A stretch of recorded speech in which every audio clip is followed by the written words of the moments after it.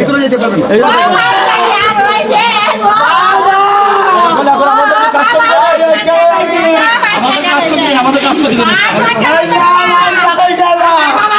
দর্শক, আপনারা দেখতে পাচ্ছেন সুনামগঞ্জ সদর থানার ভারপ্রাপ্ত কর্মকর্তা ওসি রতন শেখের নেতৃত্বে পুলিশের একটি টিম এবং ফায়ার সার্ভিসের একটি টিম সুনামগঞ্জের পশ্চিম বাজারের মধ্যে ম্যানশনে প্রবেশ করছে।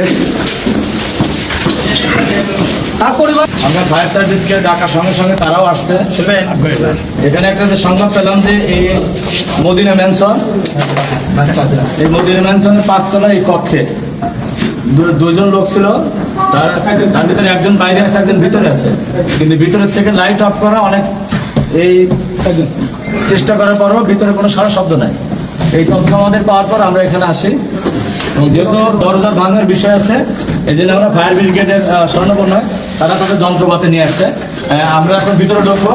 এই ঘর যেহেতু তালাবদ্ধ আছে, আমরা এখন ভাঙি।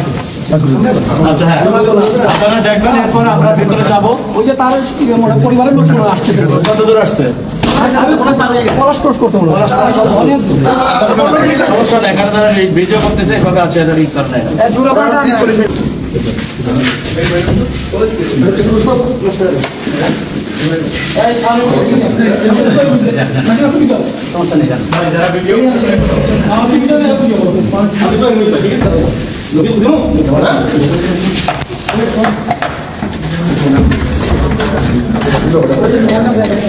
পুলিশের কাছে একটি তথ্য রয়েছে, এখানে একজন লোক আত্মহত্যা করেছেন মর্মে এবং দরজাটি বন্ধ থাকার কারণে ফায়ার সার্ভিসের একটি টিম এই দরজাটি ভাঙার চেষ্টা করছেন এবং সুনামগঞ্জ সদর থানার ভারপ্রাপ্ত কর্মকর্তা এখানে উপস্থিত আছেন। রতন শেখ এখানে উপস্থিত আছেন এবং তার নেতৃত্বে সদর থানার একটি টিম এখানে কাজ করছেন। সে পাশাপাশি ফায়ার সার্ভিসের টিম কাজ করছে। এই ঘটনাটি ঘটেছে সুনামগঞ্জ পশ্চিম বাজারের মদিনা ম্যানশন ব্যাচেলার বোর্ডিংয়ে।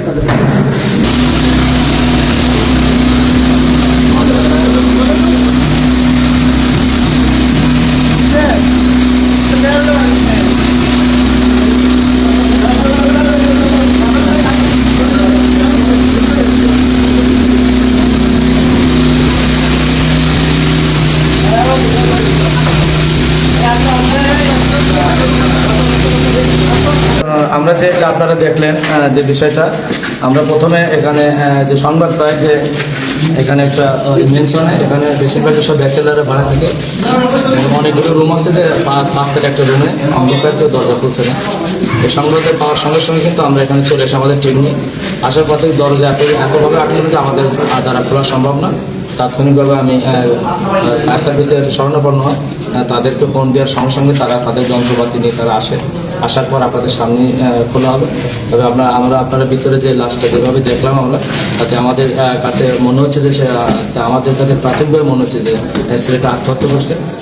কী কারণে আত্মহত্যা করছে এগুলো আমরা তদন্তে বের করবো।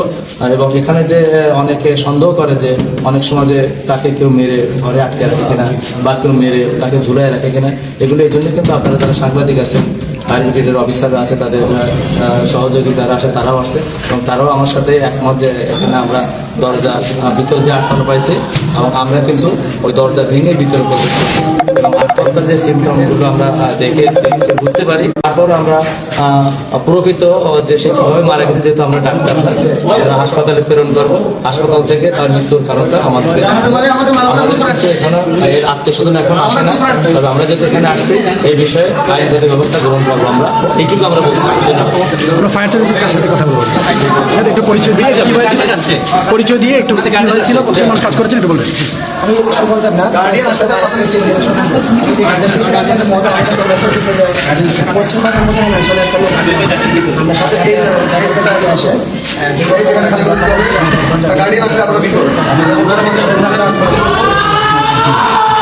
স্যার, তা গাড়ি আসছে অল্প সময় ছুটি দিয়ে মানে পরে স্যার গাড়ি কম পরিবেশ হবে নিতেও পারবেন।